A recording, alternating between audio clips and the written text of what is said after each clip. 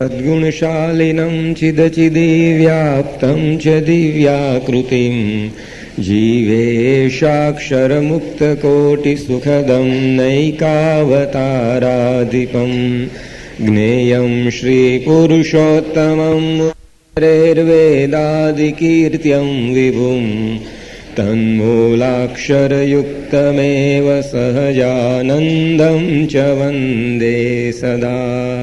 સહજાનંદ સ્વામી મહારાજની જય. અક્ષર પુરુષોત્તમ મહારાજની જય. ભગતજી મહારાજની જય. શાસ્ત્રીજી મહારાજની જય. યોગીજી મહારાજની જય. પ્રમુખ સ્વામી મહારાજની જય. ગુજરાતની ધરતી ઉપર નીલકંઠ વર્ણી વિચરી રહેલા છે. જુદા જુદા પ્રદેશોને પાવન કરતા વર્ણી ગઈકાલે શિમર ગામની અંદર પહોંચેલા એ ચરિત્ર આપણે જોઈ રહેલા. શિમરની અંદર લોભી વાણિયાએ શ્રીજી મહારાજ પાસેથી દ્રવ્યની ઈચ્છા રાખીને મહારાજને રસોઈ જમાડી, પરંતુ મહારાજ તો ખાલી આશીર્વાદ આપી અને ત્યાંથી વિદાય થયા. ત્યારે આ વાણિયો પાછળ પાછળ એક ગાવ સુધી ચાલ્યો અને પછી પણ એને લાગ્યું કે આ વર્ણી તો કંઈ પૈસા આપે એવી વાત કરવાના લાગતા નથી. એટલે પછી એણે નીલકંઠ વર્ણીને ઊભા રાખ્યા અને કહ્યું કે મેં તમારી આ જે સેવા કરી છે તેના બદલાની અંદર તમે મને મોટો પૈસાદાર બનાવો, ઘણું બધું દ્રવ્ય મને આવી રીતે અપાવો.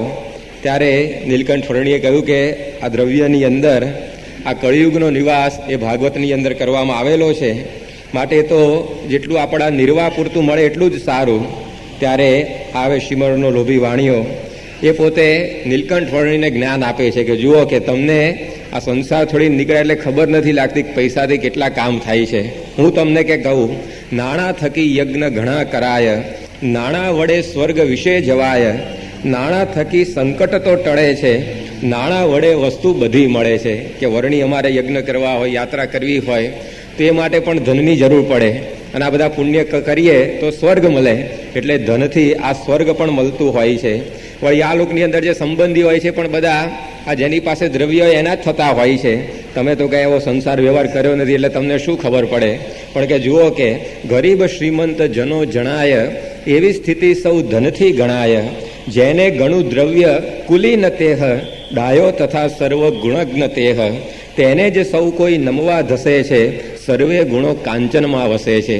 કે જેની પાસે દ્રવ્ય એને જ લોકો મોટો ગણ્યા દુનિયાની અંદર, એને જ બધા આવી રીતે ગુણવાન ગણતા હોય છે અને એના જ પગની અંદર બધા આવી રીતે પોતાનું મસ્તક એ નમાવે છે. બનેવી કોઈ નિર્ધનનો ન થાય, સાળો થવાને ધનીનો ચહાય. જો ગાંડું ઘેલું ધનવંત બોલે, સર્વે વખાણે શ્રુતિ વાક્ય તોલે. કે કોઈ આવી રીતે આજે નિર્ધન હોય એનો બનેવી તવા કે તૈયાર હોતો નથી. એ તો કે પૈસા હોય તો જ આવી રીતે બધા સંબંધો થતા હોય છે. પુત્રો સખા પત્ની તથા પિતા છે, આ લોકમાં સૌ ધનના સગા છે. પૈસા વડે છે જનની વડાઈ, ભાખે મુખે સૌ જન ભાઈ ભાઈ. જો પૈસા હોય તો બધા ભાઈ ભાઈ કહીને બોલાવે અને આ બધા સંબંધીઓ પણ પાસે રહે, પરંતુ આ જ્યાં દ્રવ્ય નથી હોતું ત્યાં લોકની અંદર પણ વર્ણી કંઈ સુખ લાગતું નથી. માટે એ તમે મને આવી રીતે આપો. તમે મને જ્ઞાનની વાતો કરો છો, પરંતુ વિદ્યા તણી તો ન રસોઈ થાય, ગુણો તણાશું બચકા ભરાય, કીર્તિ સુણી ભૂખ કદી ન જાય, સર્વોપરી તો ધન છે સદાય. કે તમે મને વિદ્યા આપો પણ વિદ્યાથી ઓછું કંઈ મારા પેટનો ખાડો પુરાવાનો છે. એ તો કે પૈસાથી જ આવી રીતે રસોઈ થશે ને બધું પૂરાશે પેટનો ખાડો. ગુણો તણાશું બચકા ભરાય, બધા સદગુણો હોય તેને શું બચકા ભરવાના છે કે? એટલે ગુણો કાંઈ આ લોકની અંદર કોઈ જોતું નથી.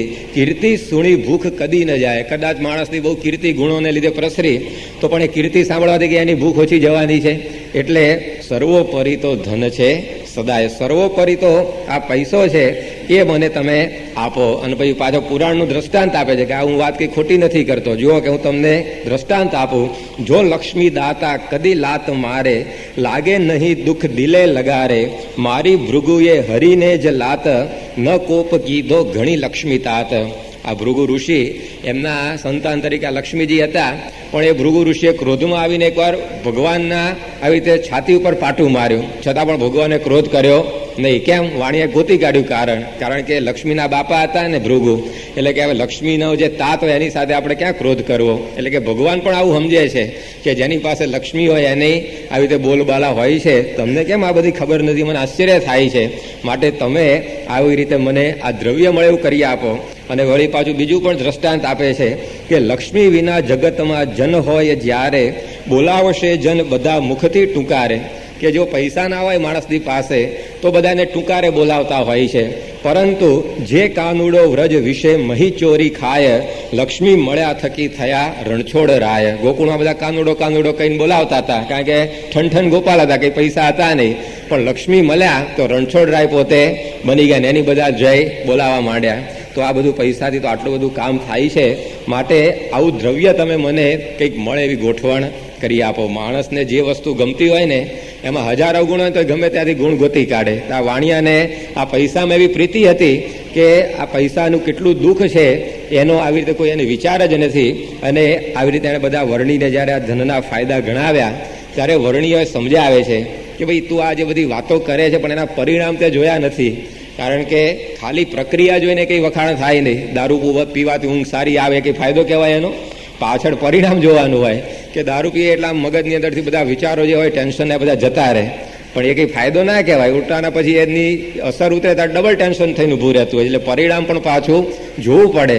તો અહીંયા વર્ણી હવે એ સમજાવે છે આ પેલા શિવરના વાણિયાને કે તમે મને આવી બધી વાત કરી, પરંતુ હવે હું તમને જો સમજાવું કે શા માટે હું તમને કહું છું કે આ દ્રવ્યની અંદર સુખ નથી.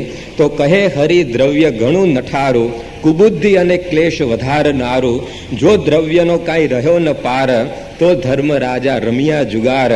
લડાવી મારે ધન ભાઈ ભાઈ, લડાવી મારે સસરા જમાઈ. અધર્મ અન્યાય અનેક થાય, જો દ્રવ્યમાં દોષ ઘણા જણાય. નીલકંઠ વર્ણિયાને સમજાવે છે કે આ દ્રવ્યનો જ્યારે કોઈ પાર રહ્યો નહીં ત્યારે ધર્મરાજા પણ પોતે જુગારના ફેલની અંદર ચડી ગયા. માટે જ્યાં બહુ દ્રવ્ય ભેગું થાય ત્યાં આવી બધી પ્રકારના અનેક ફેલ એ માણસના જીવનમાં આવે છે અને વિલાસની અંદર એનો વિનાશ થતો હોય છે. અને આ ધન તો કેવું છે, ભાઈઓની વચ્ચે પણ લડાઈ કરાવે. બે એક જ ઘોડિયામાં ઉછરીને મોટા થયા હોય, પરંતુ આ પૈસા આવો છે કે પોતે ભાઈઓ વચ્ચે પણ તિરાડ પડાવે. ત્યાં વાત કરી કે આ ધન દુર્યોધન અને યુધિષ્ઠિર આમ જોવા તો ભાઈઓ જ હતા બધા, પરંતુ આ બધી મહાભારતની આખી લડાઈ થઈ એનું કારણ શું કે આ પૈસાની આસક્તિ, આ દ્રવ્યની આસક્તિને લીધે એ બંને જણા આવી રીતે લડ્યા. કૃષ્ણ ભગવાન પોતે વિષ્ટિ કરવા માટે પણ ગયા કે આ કેમે કરીને આપણે યુદ્ધને નિવારી શકીએ. એટલે કૃષ્ણ ભગવાન સ્પેશિયલ પોતે શિખર મંત્રણા કરવા માટે દુર્યોધનની સાથે ગયેલા, પરંતુ કોઈ એવું પરિણામ આવ્યું નહીં. એટલે પછી આખું યુદ્ધ તૈયાર થઈ ગયું અને એ વખતે આવી રીતે બધા કેટલા 18 અક્ષોહિણી સેનાનો સંહાર એ ત્યાં આગળ થયો. ત્યારે ભગવાન સમજાવે છે કે આ બહુ પૈસો જ્યારે ભેગો થાય જરૂર કરતાં વધારે ત્યારે આવી બધી તકલીફો થઈ જાય. આ તો ખાલી મેં દુર્યોધનને યુધિષ્ઠિરની વાત કરી, પરંતુ કૃષ્ણ ને બલરામ એ તો હવે સગા ભાઈઓને વળી પાછા કૃષ્ણ ભગવાનનો અવતાર કહેવાય, બલરામ શેષજીનો અવતાર કહેવાય, પણ એમની વચ્ચે પણ ફાટ પડી. એમાં પાછું આ દ્રવ્ય કારણભૂત હતું. પેલો સ્યમંતક મણી એ આવી રીતે ચોરાઈ ગયો અને એને લીધે આખી જે ધમાલ થઈ એની વાતો ભાગવતમાં આવે છે. તો બલરામને કૃષ્ણ ભગવાન ઉપર શંકા થઈ ગઈ કે આમણે જ કંઈક આવી રીતે પડાઈ લીધો છે આ સ્યમંતક મણી, તો ભગવાનની સાથે આવી રીતે રીસ કરી બેઠા. હવે આવી રીતે વર્ણિયા વાણિયાને સમજાવે છે કે આ લડાવી મારે ધન ભાઈઓ વચ્ચે પણ આ દ્રવ્યની બધી તકરારો એ થતી હોય છે. આમ 1 ઇંચ જમીન માટે આવી રીતે કેટલા બધા ખૂન એ આવી રીતે થઈ જાય. ત્યાર પછી એક થોડીક સંપત્તિ માટે આવી રીતે એકબીજાની સાથે આ બધા અણબનાવો થતા હોય છે. ત્યારે વર્ણીએ આ સમજાવ્યું અને પછી એ સમજાવે છે કે સંભાળ વિશ્વંભર સૌની લે છે, તે અન્ન વસ્ત્રો પરિપૂર્ણ દે છે. ભગવાન વિશ્વંભર છે, એટલે કે વિશ્વનું ભરણ પોષણ કરનારા, અને તો બધાને જરૂર પૂરતું આપે જ છે, બધાની સંભાળ રાખે છે. માટે તમે વધારે પડતી આસક્તિનો ત્યાગ કરી દો. વર્ણી આ ખાલી શિવરના લોભી વાણિયાને જ નથી સમજાવતા, પણ હવે આપણને બધાને સમજાવે છે કે વિશ્વંભર એ બધાની સહાય એ લેતા જ હોય છે.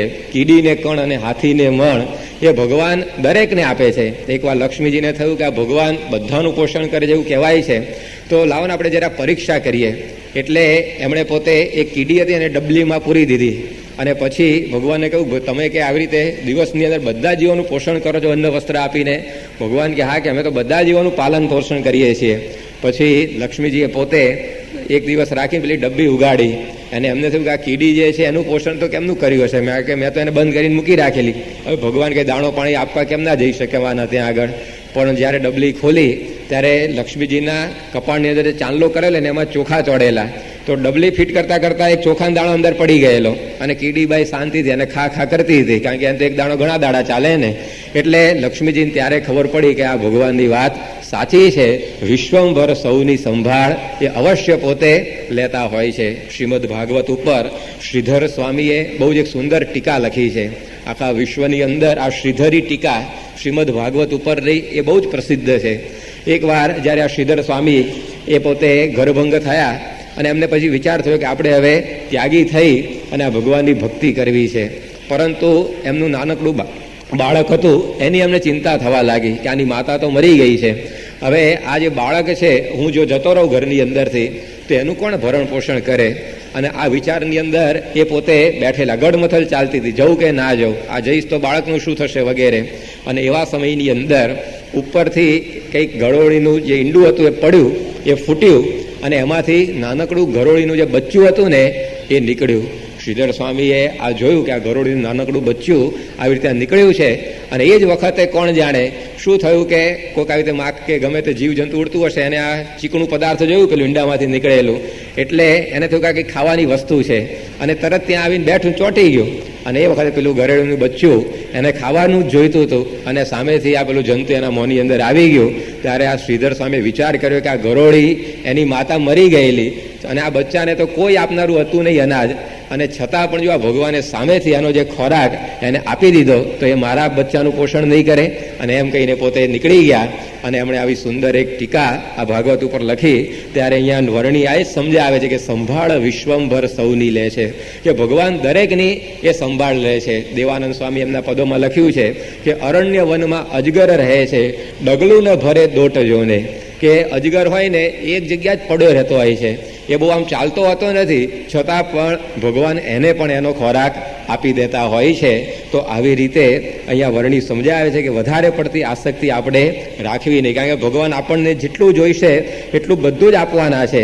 અને કોઈ થકી જાજુ નહીં ખવાય, શ્રીમંત સ્વાદુ જમી રોગી થાય. ભગવાન કહે છે કે પછી પાછું દ્રવ્ય જો વધારે મળે તો કે આપણે વધારે તો ખાઈ શકવાના છીએ જ નહીં. સ્વામી એમની વાતમાં લખ્યું કે 1000 રૂપિયા મળે તો પણ એનું શું ફળ છે વિચારવું, કરોડ રૂપિયા મળે તો પણ એનું ફળ વિચારવું કે એનું પણ શું કે મહત્તા. કારણ કે રોટલાથી તો વધારે આપણાથી કંઈ ખવાતું નથી. 1000 રૂપિયા વાળો હોય 2 રોટલી ખાતો હોય તો 5000 વાળો કેટલી ખાય? એ હોય પછી આમ ગુણ્યા 5 થાય છે એને કંઈ, અથવા 10,000નો પગાર હોય એને વળી પાછું ગુણ્યા 2 થાય. એ તો રોટલીઓ જેટલી ખવાતી હોય પેટની શક્તિ પ્રમાણે એટલી જ ખવાય છે. ત્યારે એ સંપત્તિ મળવાથી કંઈ વધારે ખવાતું નથી, વધારે ફરાતું નથી. જેમ આવી રીતે કોઈ પેલા આપણે વાત કરેલી પહેલા દિવસે જેક્સનની કે 45 લાખના પલંગમાં સૂઈ જાય છે. હવે આપણે બધા 1000-2000ના પલંગમાં સૂતાઈશું ને આપણને કેટલા કલાક ઊંઘ આવે છે? 6-8 કલાક ઊંઘ આવે છે. તો એને કેટલી આવતી હશે? 45 લાખમાં વધારે આવે કંઈ? એને કંઈ વધારે ના આવે, એટલી જ આવવાની છે 6-7 કલાકની ઊંઘ. અને ઊંઘી ગયા પછી પથારીમાં સૂતા છો નીચે પથરા ઉપર ઉતા ક્યાં ખબર પડે છે. ત્યારે આવી પ્રકારે વર્ણી સમજાવે છે કે કોઈ થકી જાજુ નહીં ખવાય. કે આ પૈસાદાર હોય અથવા તો ગરીબ હોય, પરંતુ એ લોકો ચણાના લોટની જ કઢી ખાય છે, કે કરોડપતિ સોનાની કઢી ખાતો નથી. એટલે વસ્તુઓ તો બધી આ સરખી જ મળતી હોય છે. અને વળી પાછું મહારાજ સમજાવે છે કે શ્રીમંત સ્વાદુ જમી રોગી થાય. શ્રીમંતને તો વળી પાછી તકલીફ શું વળગે છે કે ઘણી બધી પ્રકારના સ્વાદુ ભોજન જમે એટલે વર્ણી કહે છે એમને રોગ પણ ઘણા બધા થતા હોય છે. મહાભારતમાં લખ્યું છે કે પ્રાયણ શ્રીમતામ લોકે ભોક્તુંગ શક્તિર્ન વિદ્યતે, કે બહુધા શ્રીમંત લોકોની અંદર પચાવવાની શક્તિ હોતી નથી. અને કાષ્ઠાન્યપી જીર્યંતે દરિદ્રાણામ નરાધિપ, અને જે ગરીબ એને લાકડું આપો તો એ પચાઈ જાય એવું એનું પેટ હોય છે. એટલે કે આ પણ તકલીફ કે તને ઊભી થશે, માટે કે તું આવી રીતે આ વધારે પડતા દ્રવ્યની આસક્તિ રાખીશ નહીં. શ્રીમંત સ્વાદુ જમી રોગી થાય. આજે તમે જુઓ કે શ્રીમંત લોકોના ઘરની અંદર આમ જાણે ખાધેલું પચી ગયું અને એક સમાચાર બની જતા હોય છે કે આજે તો કે મને પચી ગયું કે ખાવાનું. હવે એ બધું આમ સમાચાર જાણે આમ કોઈ મોટી ઘટના બની હોય ને એ રીતે લોકો વાતો કરે. કે આજે તો કે છે ને એકેય ગોળી ખાવી જ ના પડી મારે, કે આ પ્રકારના સમાચારો આ બધા શ્રીમંતોના વર્ગની અંદર એ ઘણીવાર એ બનતા હોય છે. ત્યારે આ વર્ણિ સમજાવે છે કે આ ઝાઝું દ્રવ્ય ભેગું થાય એની અંદર કોઈ રીતે એ સારા વાટ નથી. વળી પાછું એ પોતે સમજાવે છે કે પેદા કર્યામાં શ્રમ છે અપાર, તે સાચવ્યામાં ભય છે હજાર, કદી મળેલું ધન નાશ થાય, મૃત્યુ સમૂહ સંકટ તો જણાય. એક તો એને ઉત્પન્ન કરવામાં બહુ શ્રમ પડે, વળી પાછું થઈ જાય પછી એને સાચવવાની એટલી માથાકૂટ, સ્વિસ બેંકમાં મૂકવું પડે કે પછી સેફ ડિપોઝિટ લોકરમાં મૂકવા પડે, વળી પાછી એની ફીઓ ભરવી પડે જાત જાતની, અને કેટલી બધું આ સિક્યોરિટી રાખવી પડે, એટલે કે સાચવામાં વળી પાછા હજાર ભય છે. અને કદી મળેલું ધન નાશ થાય, અને પાછું જો દૈવ યોગે જતું રહ્યું તો વળી પાછું મૃત્યુ સમૂહ સંકટ તે જણાય. જ્યાં સુધી મળ્યું ના હોય ત્યાં સુધી વાંધો ના આવે માણસને, પણ એકવાર કોઈ પણ વસ્તુ મળે અને પછી જો જતી રહે ને તો એનો શોક વધારે થતો હોય છે. નવ મળી કદી વસ્તુ જેહને, બળતરા નહીં તેની તેહને. જ્યાં સુધી મળે નહીં ત્યાં સુધી બળતરા ના થાય, પરંતુ પ્રથમ પ્રાપ્ત થઈ પછી જો ટળે, સતત સાંભળે કાળજું બળે. પણ એકવાર પ્રાપ્ત થયા પછી જો ગતિ રહી તો પછી એ સાંભાળ્યા જ કરે માણસ, અને એની અંદર એની બળતરા મટતી નથી. આ પ્રધાનોને 5 વર્ષ ખુરશી આવીને જતી રહે ને પછી આખી જિંદગી બળતરા કે આવે કે ક્યારે મળશે, એની અંદર એ પોતે ઊંચો જ ના આવે. તો એકવાર મળે ને પછી ટળે એનું વર્ણિ કે દુઃખ બધું વધારે હોય છે. યોગીજી મહારાજ પેલી ધોતા ગઈની વાત કરતા કે 3 ભાઈઓ એક ગામની અંદર રહેતા હતા. હવે એની અંદર એક ભાઈ આવી રીતે નદી કિનારે કંઈક ગયો હશે અને ત્યાં આગળથી એને કંઈક ચરુ મળ્યો, અને સરસ મજાનો આમ ચરુ જમીનમાં દાટેલો પડેલો, અને એને દૈવ યોગે વળી મળી ગયો. પછી એ સાફસૂફ છે એ બધી કરવા માટે ત્યાં નદી કિનારે ગયો, કારણ કે પેલી માટલી તો આજુબાજુ બગડી ગઈ હોય, માટીમાં રહી હોય, એટલે પોતે આવી રીતે સાફ કરવા માટે ત્યાં આગળ ગયો, અને ત્યાં આગળ આમ ધોતો હતો એને ધીમે રહીને, એટલામાં છટકી હાથમાંથી માટલી, અને એ તો પાણીના પ્રવાહમાં જતી જાય આગળ. પેલો તો કંઈ પાછળ જઈ શકે એવો હતો નહીં, એટલે એનું ખસી ગયું કે સારું આટલું બધું ધન મળેલું અને આ બધું જતું રહ્યું. બોલવા માંડ્યો કે ધોતા ગઈ ભાઈ. ગાંડો થઈ ગયો કે આ માટલી આખી સોનામોની ભરેલી મળેલી જતી રહી, એમાં ચસકી ગયું એનું. અને એ પોતે ગામની અંદર પાછો આવતો હતો ત્યારે એનો ભય મળ્યો કે હું આ બોલ કરે ધોતા ગઈ. અરે કે તને શું વાત કરું કે આજે સોનામોરની માટલી જમીનમાંથી મળી, પરંતુ આવી રીતે હું ધોવા ગયો ત્યાં આગળ નદીના પ્રવાહમાં, તો એ નદીના પ્રવાહમાં ધોતા મારા હાથમાંથી છટકી ગઈ અને એ પોતે જતી રહી. ત્યારે પેલાને વળી સાંભળીને દુઃખ થઈ ગયું, અને એ બોલવા માંડ્યો કે સીધ મેલી. એ ગાંડો થઈ ગયો કે શું જ કરવા મેલી, કે આને કે ઘેર આવી નળ નીચે ના ધોઈ નાખાય, તે નદીમાં વળી પાછો ધોવા ગયો હતું, અને એનું આવી રીતે મગજ ખસી ગયું. અને આ રીતે 2 જણા, એક ધોતા ગઈ બોલ્યા કારણ, અને એક સીધ મેલી કઈ ઘેર આવ્યા 2 જણા, અને ત્રીજો ભાઈ બેઠેલો ઘરની અંદર. એને પૂછ્યું કે આ 2 તમે જણા હું બોલ કરો છો? અરે કે આજે તો વાત આવી બની, એમ કહીને એને આખું વૃત્તાંત પાછું કહી સંભળાવ્યું કે આ સોનાની મોરની માટલી મળેલી ને ધોવા ગયો જતી રહી, અને આવી રીતે આપણું દારીદર પાછું હતું એમનું એમ રહ્યું. ત્યાં ત્રીજાએ સાંભળીને આ વાત એની ડાગડી ચસકી ગઈ. એ બોલવા માટે કોઈ 2 મૂર્ખ ભાઈ 2 મૂર્ખ, કે આ 2 જણા તમે મૂર્ખા છો કે આ માટલી આવેલી કઈ મુકાતી હશે, અને ત્રીજો પણ પોતે ગાંડ્યો થઈ ગયો. ત્યારે આપણને મહારાજ સમજાવે છે કે પ્રાપ્ત થયેલું પાછું જો જતું રહે ને તો પાછું આપણને આવું દુઃખ ઉત્પન્ન કરે છે. એના કરતાં તો એ જેટલું જરૂર પૂરતું મળે એટલું જ આવી રીતે બરાબર છે. એ વસ્તુ અહીંયા નીલકંઠ વર્ણિ પોતે એને સમજાવે છે, કારણ કે આની અંદર આવી રીતે કોઈ પણ રીતે શાંતિ પ્રાપ્ત થાય એવી નથી. જ્હોન ફિલ્ડિંગ નામનો એક તત્વચિંતક પ્રદેશમાં થઈ ગયો, એણે કહ્યું કે જો તમે પૈસાની પરમેશ્વરની જેમ પૂજા કરશો ને તો એ તમને શૈતાનની જેમ પરેશાન કર્યા કરશે. જો તમે એને સર્વસ્વ માની લીધું તો ઉલટાનું એ તમને જ આવી રીતે હેરાન કર્યા કરશે. તો નીલકંઠ વર્ણિ પણ એ જ સમજાવે છે કે આ તો પેદા કરવામાં બહુ શ્રમ છે, પેદા થાય પછી સાચવામાં વળી પાછું એનાથી વધારે શ્રમ છે, અને જો જતું રહે તો વળી પાછું આ મૃત્યુ જેવું દુઃખ આવીને ઊભું રહે છે. માટે વર્ણિ સમજાવે છે કે જો પંથ ચાલે સવળે રમા છે, જો ઉલટે માર દિશે સદા છે. બહુ સુંદર વાત કરી કે લક્ષ્મીને શું કહે છે? રમા કહે છે. રમા પણ લક્ષ્મી માટે શબ્દ વપરાય છે. તો વર્ણિ કે જો આમ હરખું ચાલે તો રમા છે, પણ જો ઊંધું થઈ ગયું તો રમાનું ઊંધું શું થાય? માર. તો કે આ માર પણ પાડે એવી આ લક્ષ્મી છે, માટે એની અંદર તું મોહ પામીશ નહીં. જ્યાં સુધી હરખું રહે ત્યાં સુધી આમ આનંદ આવશે તને, પરંતુ જે દિવસે જો ઉલટું થયું તે દિવસે માર પડ્યો હોય એટલું બધું દુઃખ તને થશે. તે માટે લક્ષ્મી તણી આશ છોડો, પ્રીતિ પ્રભુના પદમાં જોડો. વર્ણી કહે છે માટે તું આશા મૂકી દે. કમાવાની ના નથી પાડતા વર્ણી, લક્ષ્મી તાર કમાવી, પરંતુ જે વધારે પડતી જે આસક્તિ તને વળગી છે એ તું છોડી અને ભગવાનની અંદર આ પ્રીતિ કર. અને સમજાવે છે કે દ્રવ્ય જેટલું યોગ્ય જણાશે તેટલું તમને પ્રાપ્ત થશે, એવી આશીષ સાંભળી લઈને ગયો વણિક તે રાજી થઈને. આ ખાલી વણિકને શીખ ના આપી, પણ આપણને બધાને મહારાજ કહે છે કે દ્રવ્ય જેટલું યોગ્ય જણાશે તેટલું તમને પ્રાપ્ત થશે. આશીર્વાદ આપી દીધા જ વર્ણી આપણને બધાને કે તમારે જેટલું જરૂર હોય ને એટલું ભગવાન તમને આપશે જ, પરંતુ આપણા અંતરની અંદર આ આસક્તિ છે એને કારણે મહારાજ કે આપણે બધા દુખિયા રહીએ છીએ. બાકી આપણે બધા શ્રીજી મહારાજના આશ્રિત છીએ, તો આપણા માટે તો મહારાજે ગાદી ઉપર બેસતી વખતે જ એમના ગુરુ પાસે માગી લીધું છે કે મારો જે આશ્રિત હોય કોઈ દિવસ અન્ન વસ્ત્રે કરીને દુઃખી થાય ને એવું તમે મને વરદાન આપો. મારા આશ્રિતના હાથમાં જો રામપાત્ર લખ્યું હોય તો એ રામપાત્ર લઈને ભિક્ષા માગવાનું મહારાજ કે મને આવે, પણ મારો સત્સંગી દુઃખી ના થાય એવું એમણે પોતાના ગુરુ પાસે માગી જ લીધું છે. એટલે જે કંઈ આપણે બધા મહારાજના આશ્રિત છીએ તો એને કોઈ રીતે અન્ન વસ્ત્રને આબરૂના દુઃખ તો શ્રીજી મહારાજ આવવા જ નથી દેવાના. આપણી એમણે બાંહેધરી લઈ લીધી છે, તો શા માટે પછી મહારાજ કે આ ધનની આસક્તિને લીધે આપણે દુઃખી થયા કરવું? કારણ કે જરૂર પૂરતું તો આપણને મળવાનું જ છે, પરંતુ આસક્તિ એવી હોય છે કે એને લઈને એ માણસ પોતે ઘણીવાર અશાંત રહ્યા કરે. અંતરની અંદર એ ઝાડ એની કોઈ દિવસ બુજાય જ નહીં. તે વર્ણી આપણને સમજાવે છે કે તમે અન્ન વસ્ત્રની કોઈ ચિંતા કરતા નહીં. આપણને બધાને મહારાજની દયાથી અત્યારે રોટલા તો મળી રહે છે, પણ દુઃખ શેનું રહે છે? રોટલા ઉપર માખણ નથી મળતું ને એનું દુઃખ આપણને રહ્યા કરે છે. એની ગેરંટી નથી લીધી એમણે કે રોટલાથી તમારું પેટનું પૂરું થશે એટલે મારે એટલું હું તમને આપીશ, પરંતુ પછી આનો તો કંઈ અંત જ નથી. આજે માખણ લગાડવાનું વિચારવાનું, પછી કાલ કે ચીઝ લગાડે સારું લાગે ને પછી પરમદાળ કંઈ ઉપર તૂટી ફ્રૂટી નાખે સારું લાગે.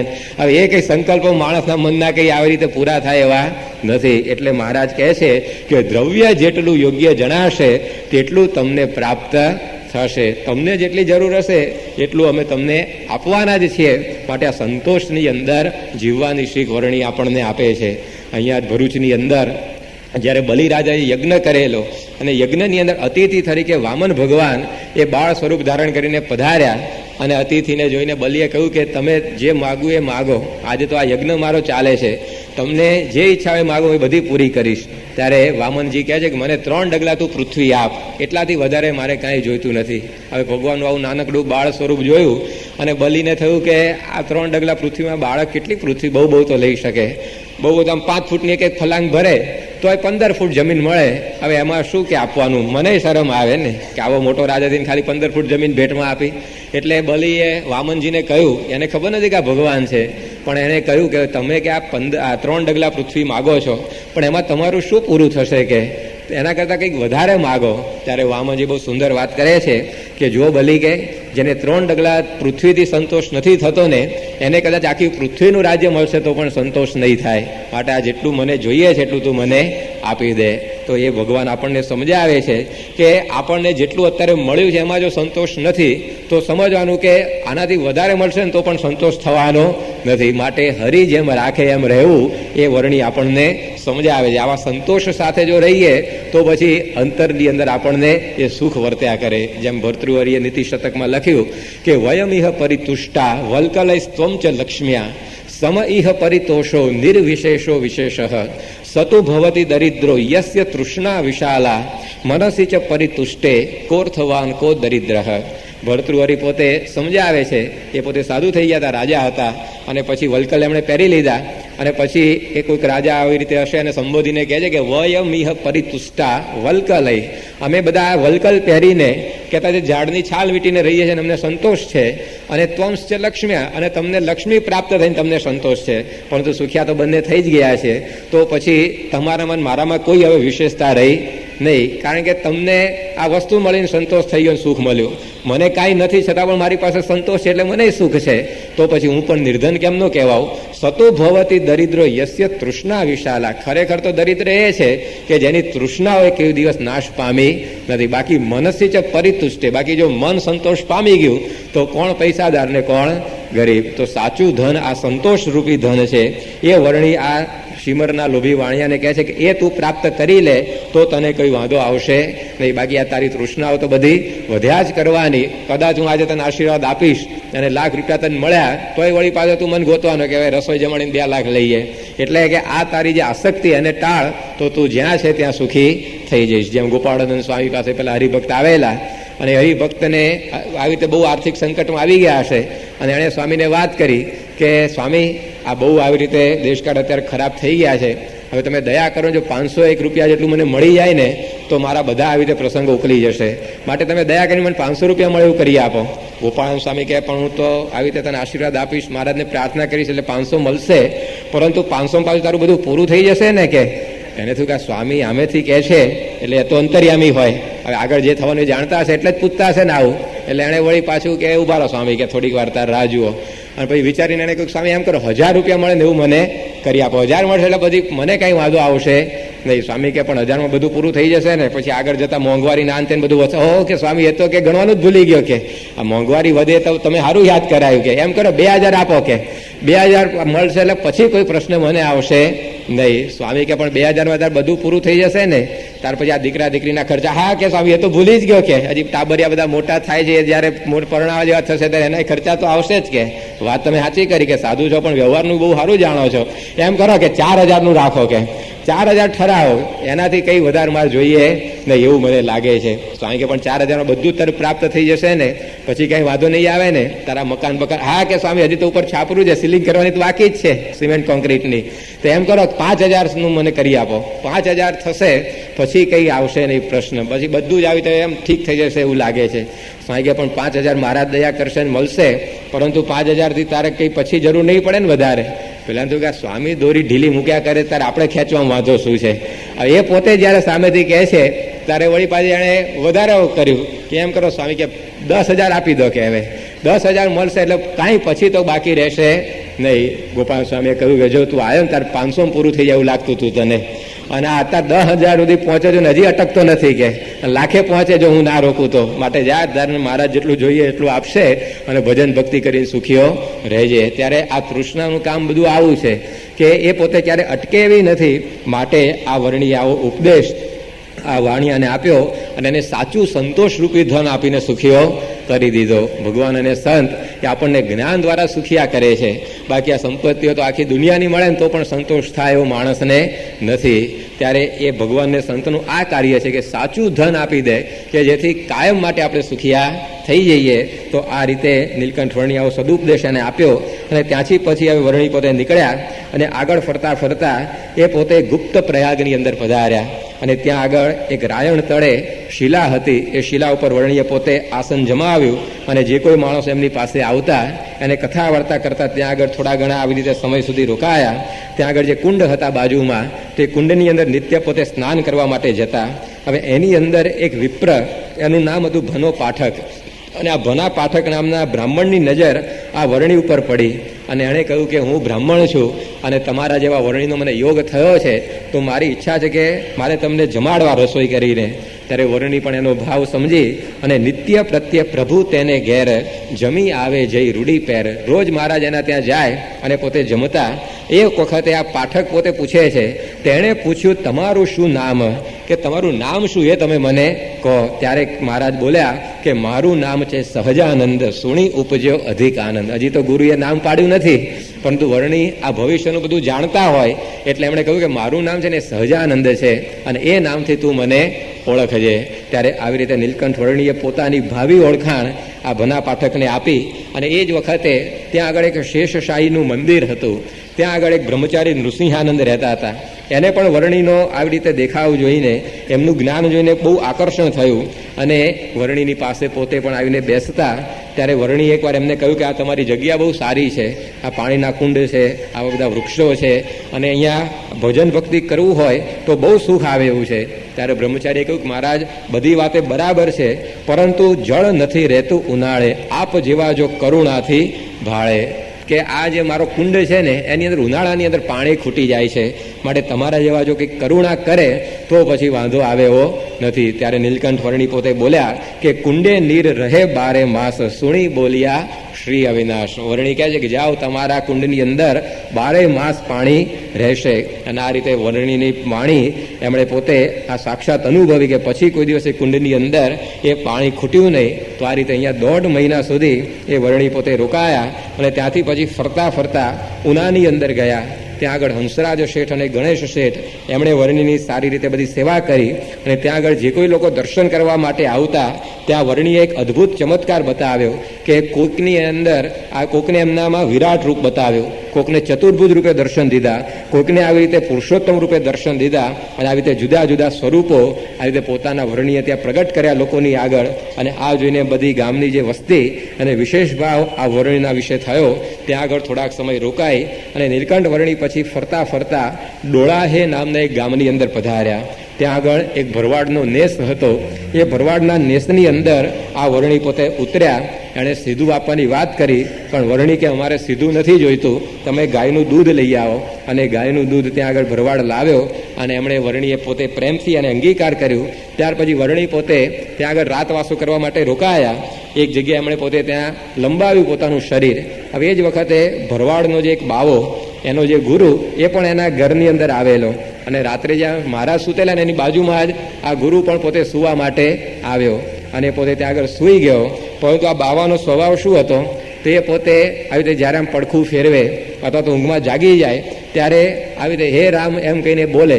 સહેજે સહેજે એના ઈષ્ટદેવ હશે તો એ પોતે એના સ્વભાવમાં જ આવું થઈ ગયેલું કે પડખું ફેરવે ઊંઘતા ઊંઘતા અથવા તો જાગતા જાગતા પણ કંઈક આવી રીતે બગાસું આવે, આ તે બધી ક્રિયા થાય તો હે રામ એ પોતે બોલતો. તો જેટલી વાર આવી રીતે હે રામ બોલે ને બાજુમાં વર્ણી સુતાલે એને હોકારો આપે કે હે બોલો શું કામ છે. પહેલાં થયું કે આ હું બોલું છું હે રામ અને આ હોકારો આપે છે કોણ? તો 2-3 વાર આવી રીતે વર્ણી એને હોકારો આપ્યો. ત્યારે કહે બાવો તમે છો શું રામ, કેમ હોકારો દો છો આ ઠામ? કે તમે રામ છો તે મને હોકારો આપો છો?